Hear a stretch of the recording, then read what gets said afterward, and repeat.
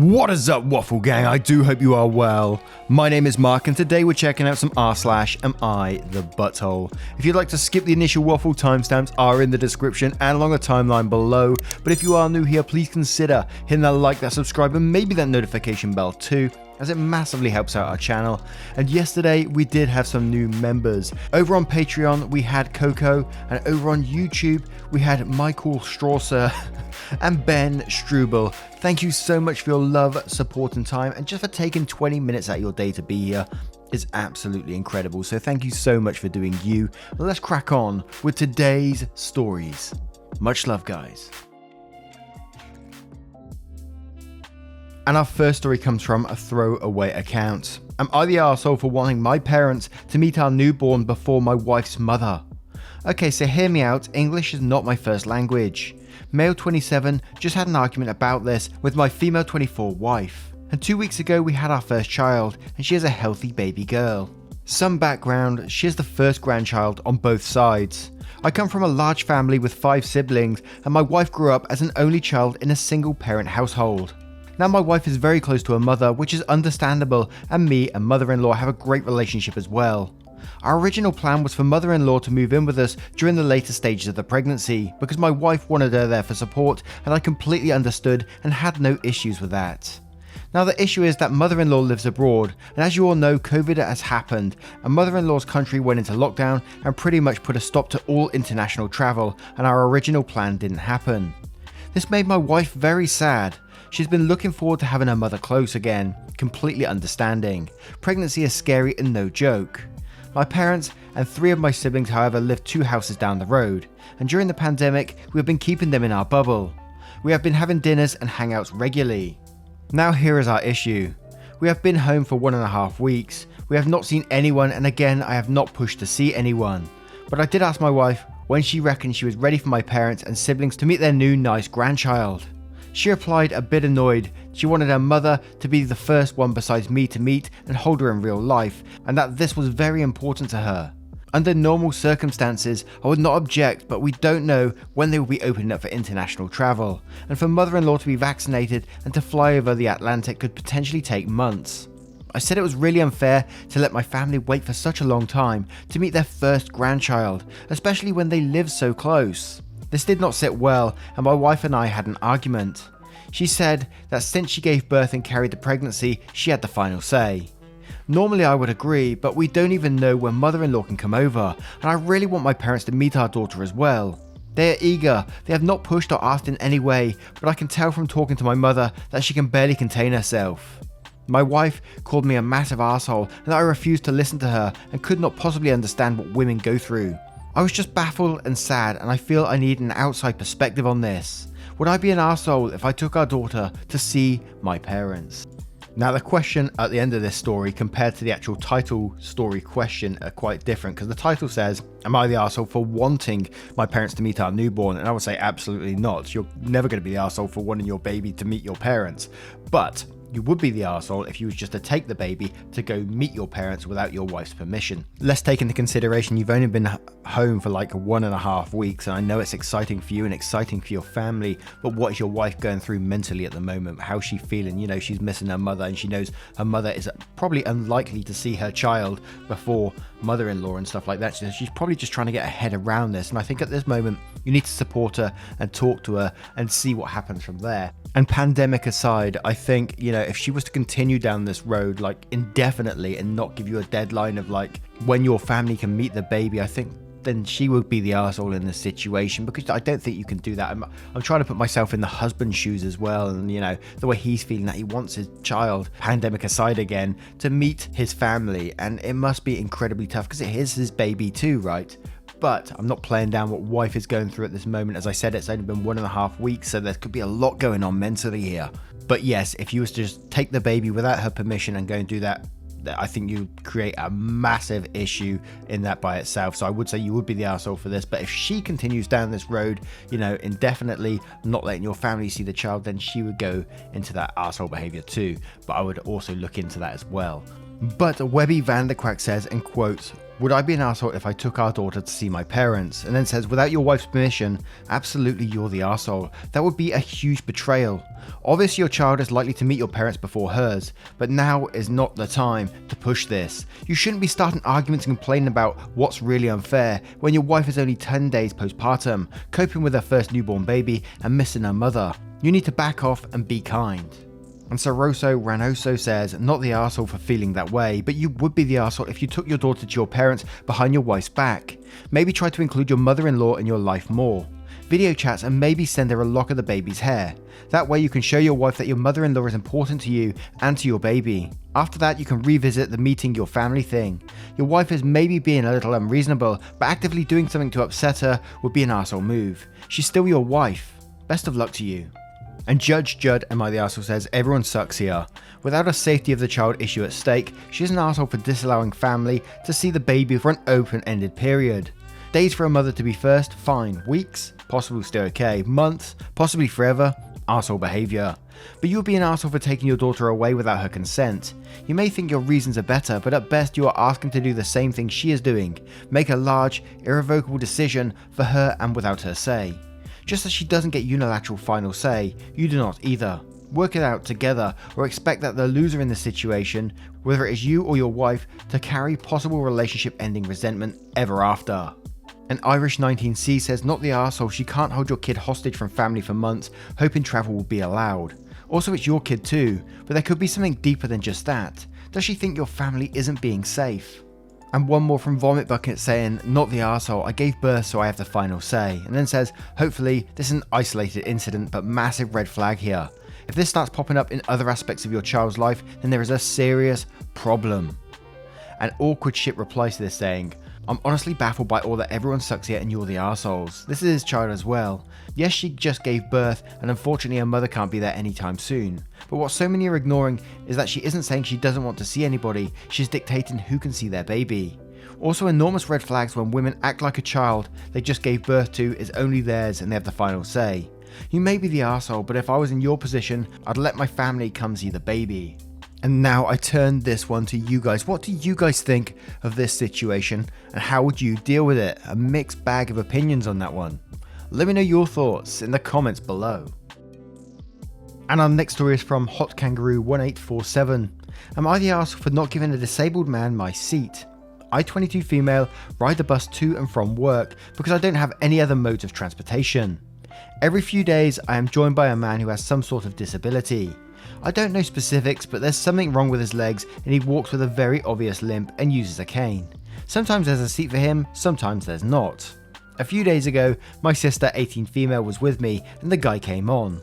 All the seats were full and he had to stay standing. My sister whispered that nobody was giving their seats up and I mentioned that I had seen him before and how nobody offered him a seat. My sister gave me a weird look and said, not even you. And I was honest, I had never offered him my seat because I am simply not obligated to help some stranger, and that he could just get a taxi if it hurt him so much to stand. My sister got all pissed off at me but wouldn't start a scene on the bus, so she just stood up and told this guy to go ahead and have her seat. He thanked her and sat down, which put me in an awkward position sitting next to him, so I got angry at her and I called her out when we got off at our stop. And she refused to listen and just said that my empathy was really lackluster and that it didn't matter if I was obligated or not, it was just basic human decency. I really don't think that I'm such an arsehole for not giving this random guy my seat, but she's angry about it, so I guess something must be wrong. Now I know some people struggle to approach these situations, they get embarrassed to speak up in front of a whole group of people to say, look, have my seat, just in case they are rejected for any reason. And I do understand that, that can be a problem sometimes, but your sister is 100% right in the situation. It's just common human decency. And I can say 100% if I was in that position, I would do exactly the same. I'd offer someone my seat if I saw them struggling in any way whatsoever. Hell, sometimes I just do it if I see someone on a long journey standing up for the whole time. I say, look, let's have a little swap around here so you can get some seat time, right? It's just human decency and it's not that hard, and the world would be a much better place if everyone was doing something similar, We'd be living much better, happier lives, but there's always one arsehole, isn't there?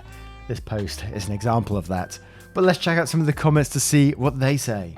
And we'll start with Aborillion saying, "You're the arsehole. It's common decency to offer your seat to people who struggle physically. Most buses even have placards indicating that this should be done, but not all because it's an unspoken rule. If you don't have physical issues, you're the arsehole for making someone less able-bodied than you to stand and try to ride a bus standing up.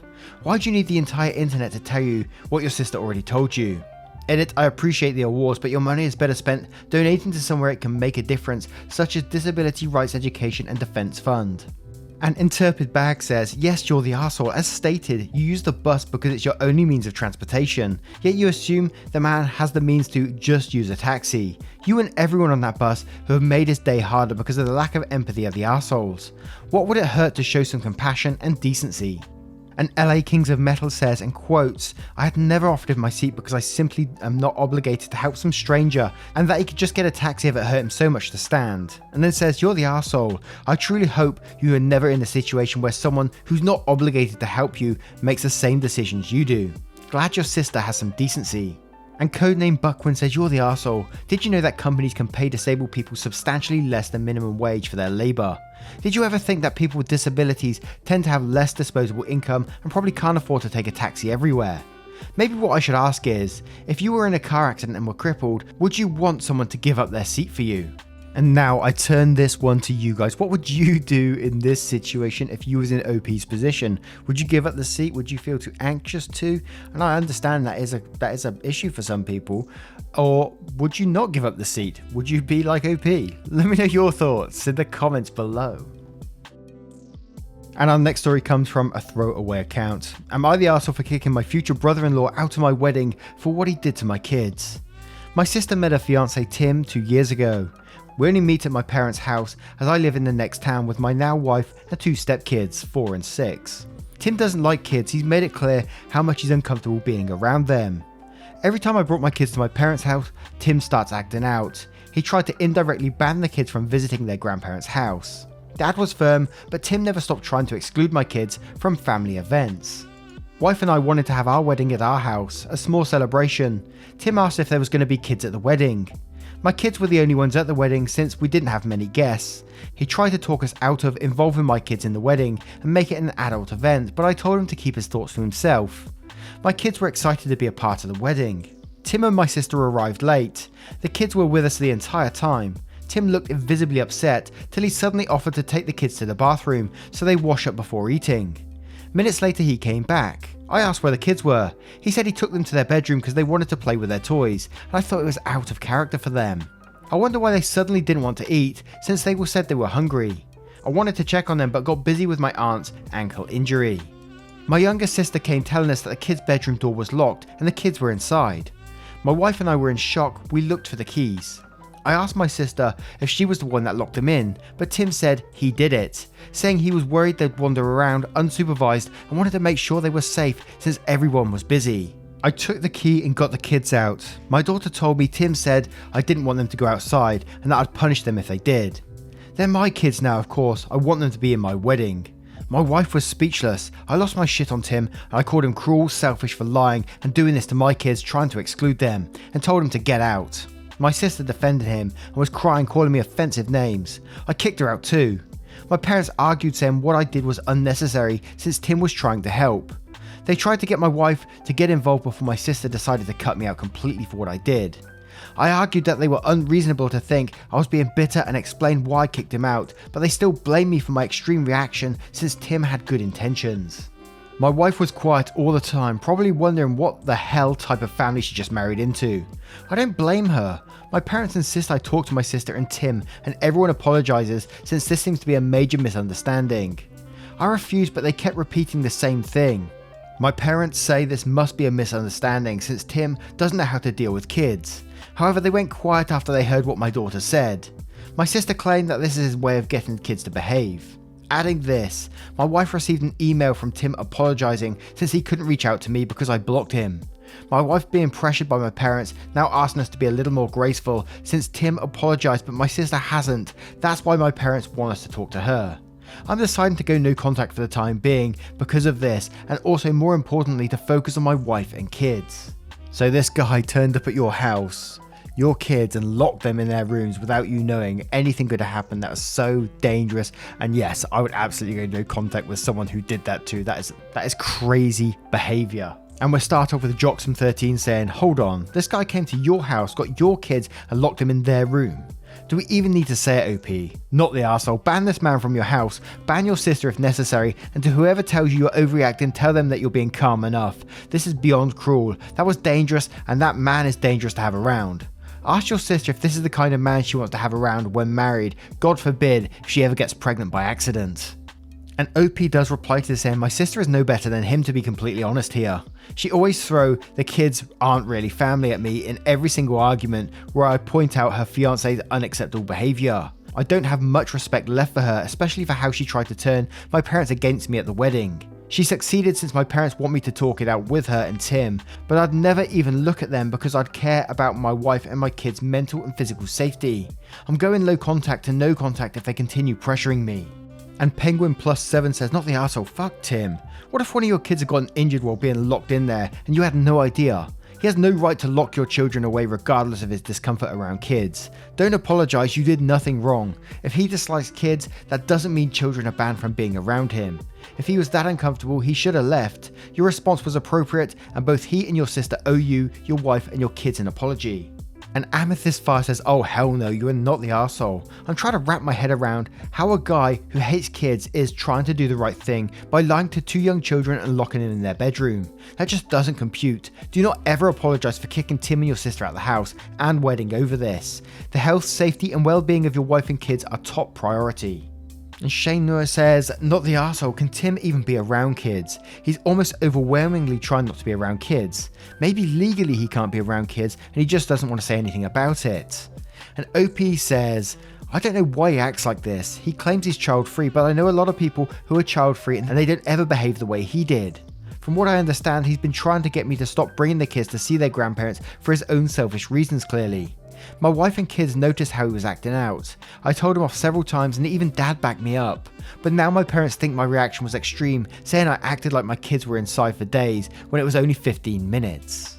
Doesn't matter how long it was. But now I turn this one to you guys. What do you guys think of this situation? And what would you do in it? Would you let Tim be around you again? Let me know your thoughts in the comments below. And our next story is from a throwaway account. Am I the arsehole for refusing to eat my cousin's cooking after she once tricked me into eating a food she knows I don't like? So the backstory here is that I don't like cottage cheese. It's not a big deal. I'm not one of those people who always goes on about food they don't like or hate on others for liking it or anything, but I just happen not to like cottage cheese. This is general within our family. They're all crazy about cottage cheese and I always have to remind them to please not serve me any. On this occasion, my cousin wanted to make dinner for everyone in the family gathering. She said she had a new recipe for lasagna and she wanted to try it out. While she was cooking, I asked her if she needed any help in the kitchen. She said she didn't want my help or for me to be in the kitchen at all because the recipe was a family secret from her husband's side of the family. I did notice that she let our cousin help out despite saying this, but I didn't really think anything of it at the time. So she makes her lasagna, we eat it, and after dinner she asked only me specifically how I'd like the lasagna. I said it was delicious. She got this smug look on her face and shouted, "Ha! It had cottage cheese in it, and you ate it." I was confused and asked what she was talking about. She said that she had subbed out the ricotta cheese for cottage cheese and that I hadn't even noticed. I now start thinking about how she kicked me out of the kitchen and asked if that was why she wouldn't let me help in the kitchen. And she said, "Yes, I know you don't like cottage cheese and I wanted you to eat some, so I didn't want you to know what was in the lasagna." I told her that was really rude and shitty and that she basically lied to me about what was in my food. She said it didn't matter what was in it because I liked it. I said that I would have still tried it even if I'd known there was cottage cheese. It's a common thing to put in lasagna instead of ricotta, and it's just that I don't like eating cottage cheese straight up by itself. It's fine as an ingredient, so it's extra shitty to lie. She just doubled down that it was funny and she got me to eat cottage cheese and that I liked it. So that was several years ago. Since then, whenever there's a potluck or we get together for holidays or whatever, I won't touch anything that cousin made. I just don't trust her anymore. I'll never know if she puts something random in the food to mess with me or as a joke, and honestly, I'm still just generally upset on principle that she tricked me in the first place. Yes, even if the lasagna is good. She recently called me out for this and said I'm just being a bitch about it now because the lasagna incident was years ago. Am I the arsehole? Edit to add, I don't make a big deal or say anything about not taking her food, just that I don't serve myself anything that I saw her bring to the party. And I do like a petty one, but Krusty Code says not the arsehole. She messed with your food. I wouldn't tolerate it at a restaurant. I wouldn't tolerate it with family. And Macaroni Rascal says, not the arsehole, my brother did this to me. I said I would never eat hearts, like cow hearts or anything like that, and he said he understood. He's a chef and made a bunch of stuff with different ingredients. A year later he made a beef stew at a holiday party. I ate it and it was good. Then a few weeks later he tells me it was beef heart, and he did the whole, see, I told you it was good spiel. I was only 16 at the time and had a full breakdown crying, and I was very, very angry. I couldn't really articulate why at that moment, I just knew I felt lied to. It's respecting people's boundaries and listening to them and understanding that even if you think you know better, it doesn't matter if you aren't respectful. It's about consent and trusting someone. I didn't trust him or eat his food for 3 years after that. It's a gross thing to do to someone. You're not overreacting. She did something gross, she lied, and it makes sense you don't trust her. She wants you to get over it because it's making her uncomfortable, and it's a constant reminder that she did something you don't consent to, and explicitly said you didn't want. Anyone telling you that you're being a baby or that you need to get over it can kindly go and eat whatever they want because it's none of their business what you eat. Do what feels comfortable for you. And Claire Swin says, I hate lamb to the point it makes me gag. A family member snuck some on my plate thinking I wouldn't notice and I vomited. It ruined my meal. I was livid, not because of the vomiting as much as because I'm an adult and it's not up to anyone else to make decisions for me when it comes to food. I don't care they think it's silly. It's treating me like a child who needs to be taught, so I'd be wary too. And General Restaurant 7 says, everyone sucks here. You ate it, you liked it. It's cheese, it's not the end of the world. And like you said, you don't like it on its own, but you do like it as an ingredient in dishes. All you have to do is say that to prove your point that you still don't like cottage cheese and move on with your life. Like she said, it was years ago. Your cousin is not trying to poison you at the family potlucks. I think it's time to move on. And one more from Marari saying, bring on the downvotes, but everyone sucks here. You said it in the first paragraph that you just don't like cottage cheese and it's not a big deal. Not eating someone's food years after they did something kind of shitty makes it seem like it was a big deal. A lot of people are getting outraged on your behalf and liking it to things they literally cannot stomach. If this was something that you genuinely abhorred, I would get it. But if it's just something that you don't eat on its own, but it doesn't matter when it's in stuff, I think it's a weird hill to die on. And now I turn this one to you guys. What do you guys think of this situation? Do you think OP's overreacting or not? Let me know your thoughts in the comments below. Now once again guys, thank you for being here today. I hope you did enjoy today's stories, and if you did, you know what to do. Hit that like, that subscribe, and maybe that notification bell too. And if you're feeling extra spicy today, you can click that join button and join the channel too, or go to Patreon, link in the description, and join up there. But absolutely never any pressure to do so. You just being here, spending 20 minutes out your day is way more than I can ask for. So thank you for doing you, and I will see you in the next one. Take care guys, much love.